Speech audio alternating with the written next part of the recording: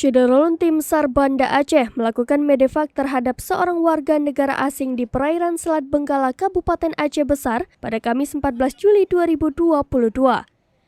Evakuasi tersebut dilakukan terhadap seorang warga Filipina yang diketahui bernama Crispin F. Cadiz. Dia telah meninggal dunia karena kecelakaan laut dalam perjalanan dari Suez, Egypt ke Cina menggunakan kapal kargo MV Lowland Comfort berbendera Panama. Menurut informasi, korban meninggal akibat terbentur kren di perairan Samudra India. Oleh karena itu, pihak kapal membutuhkan evakuasi ke darat untuk pengembalian jenazah ke negara asalnya. Pihak Basarnas melalui operasi SAR gabungan untuk menjemput jasad korban dengan menggunakan kapal KN SAR Kresna 232. Kegiatan operasi tersebut dilakukan mulai dari pukul 10 waktu Indonesia Barat. Tim SAR gabungan bergerak menuju titik medevac.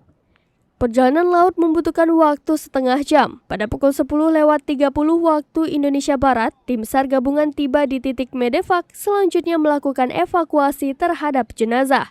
Setelah proses evakuasi terhadap korban pada pukul 12:30 waktu Indonesia Barat, tim langsung kembali ke Pelabuhan Ulele Banda Aceh. Lalu pada pukul 12:47 waktu Indonesia Barat, tim SAR gabungan tiba di Pelabuhan Ulele dan jenazah dibawa menuju RSUZA menggunakan ambulans. Dari Banda Aceh, Henry, Serambi On TV.